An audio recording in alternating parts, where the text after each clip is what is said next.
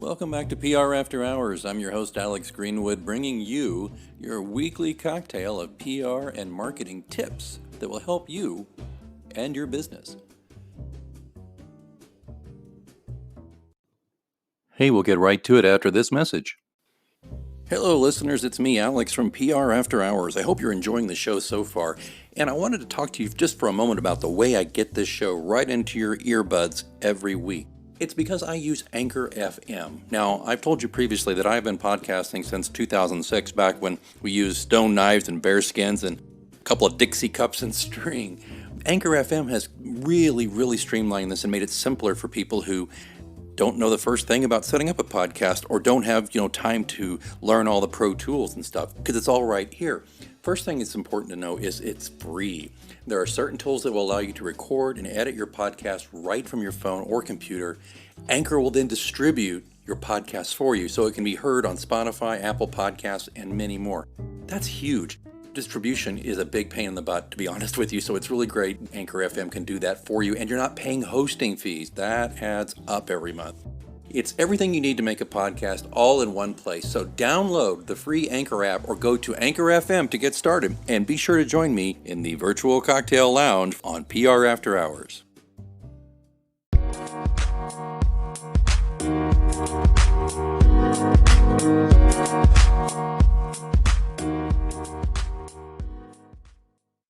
One of the toughest things about crisis communication management is your response. But before we even get into talking about what an actual response might look like, why don't we talk a little bit today about when a response is not needed? Stay with me here. Sometimes the best response may very well be no response. Now, if you'll indulge me for just a couple of minutes here, there's one of my all-time favorite war movies, but it's more than just a war movie. It's called 12 O'Clock High. It's from 1949. It's nominated for 4 Academy Awards. It starred the great Gregory Peck. And it's a film about air crews in the Army Air Force in England who flew daylight bombing missions against Nazi Germany and occupied France during the early days of the American involvement in World War II. The plot is pretty simple going in. What you have is the 918th Bomb Group at Archbury had gained a reputation as the hard luck group. After a particularly disastrous mission, the group commander, Colonel Davenport, appears exhausted and demoralized. His defeatist attitude spreads to the other senior leaders of the group, including his air exec, Lieutenant Colonel Ben Gately. Ordered to fly another mission the next day at a dangerously low altitude, Davenport protests to his friend, Brigadier General Frank Savage, who is the Assistant Chief of Staff for Operations of the Bomber Command, and that's played by Gregory Peck. Later, he reluctantly shares with Major General Pritchard, that the commanding general of the Bomber Command, his belief that Davenport has become too emotionally close to his men and may no longer be fit to command. So, long story short, General Savage is going to come to the base and relieve Davenport of command, and he's going to kick a lot of butts. And I'd like you to please indulge me and just listen to this sound clip from 12 O'Clock High. I promise you, I'm getting to something here.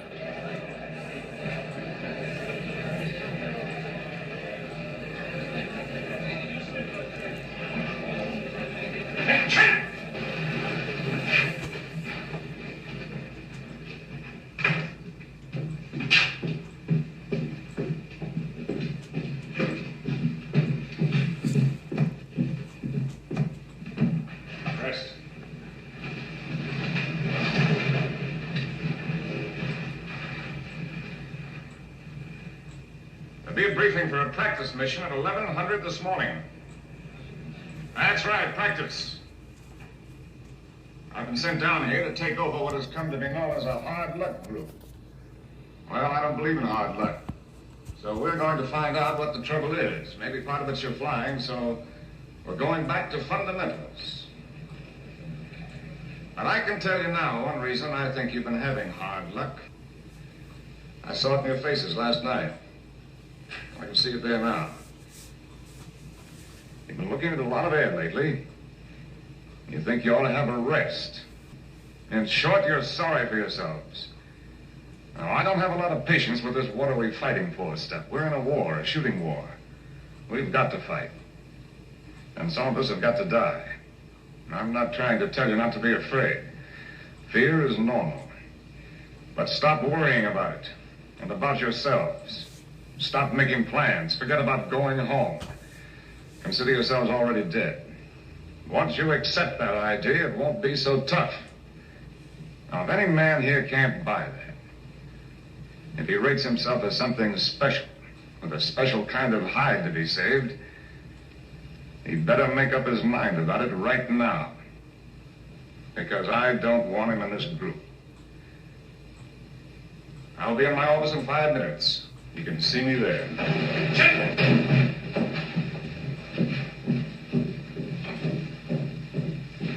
I'll take Colonel Davenport any day. Me too. Okay, so did you notice what happened there? General Savage walks into this room with like 100 guys, demoralized guys, who feel very protective of each other, very put upon in a lot of ways, and not for bad reasons necessarily, but there's no way that this bomber group will be effective if they go on this way. So Savage knows he's got to go in there and, as you heard, kick some rears. And he did that. And at the end, you'll notice that he walks out, and as he's walking out, you'll hear some of the men kind of catcall him and saying, you know, they prefer Colonel Davenport, the guy he's replacing.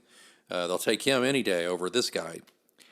And you might expect the Brigadier General, played by Gregory Peck, to stop, turn on his heel, and answer these guys and tell them, you know, what's what.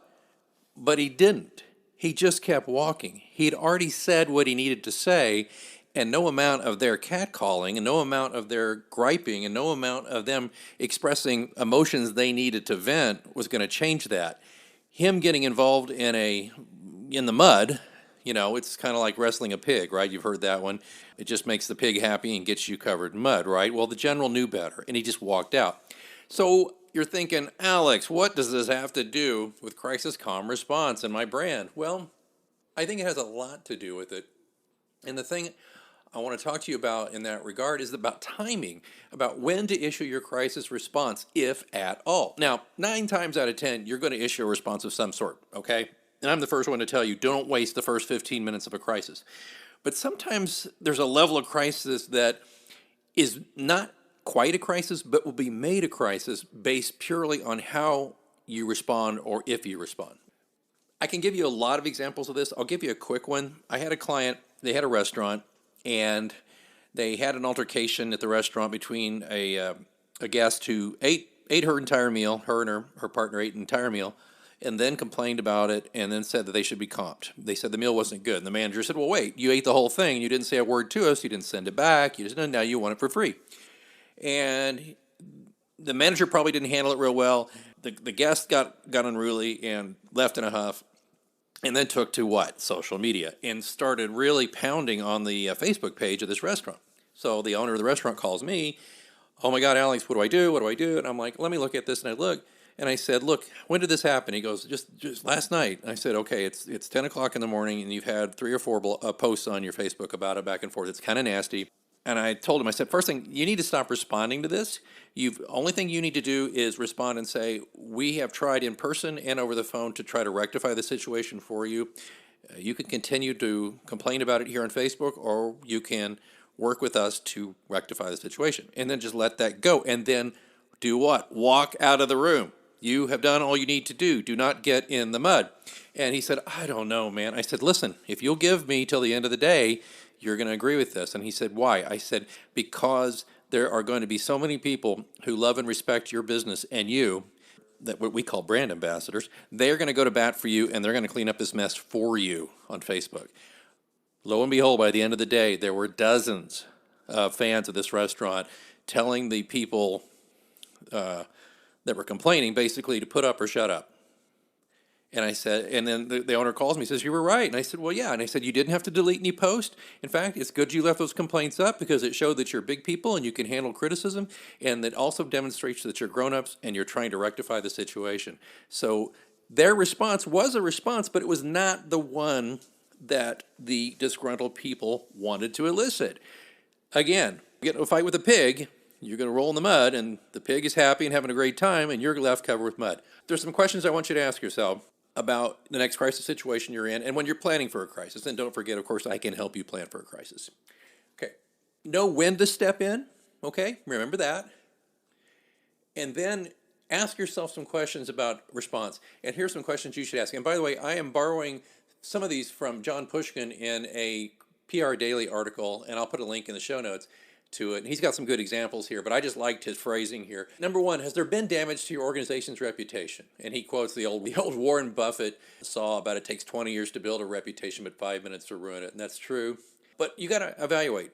To the restaurant, was there real damage to the reputation? Not really. No. Number two, would a reasonable person expect a reasonable organization to respond? As it was demonstrated, most people saw the response and thought, okay, they've been over backwards already. Further response is not necessary. And then they got PO'd and said, we like this restaurant. These are good people. Why don't you people take your business elsewhere if you can't be grown-ups about this? And number three, is public opinion about you being shaped by inaccurate statements or slanderous claims? So boom, they stated their case. They did not slander the people who were making the stink over the bill. They just said, look, we're sorry you're unhappy. We tried to rectify this in person. We've tried to rectify this on the phone. We're not going to rectify it here on Facebook. You know where to find us if you want to fix this. So those three things are really good questions to ask when you're faced with a potential crisis. And it's counterintuitive. And it's not the first time I've advised a client to sit tight, because not every crisis, as we call it, is a full-blown meltdown. It's not all Chernobyl. It's not all a tornado hitting. It's not all the end of the world stuff. So keep that in mind, and just remember sonorous tones of Gregory Peck, and he made himself very clear. He made sure it was unequivocal, and as he walked out of the room, he did not entertain any sarcasm, any baiting to try to get into a fight, and he definitely kept his military uniform cleaned and pressed and avoided getting it all muddy by wrestling with a pig.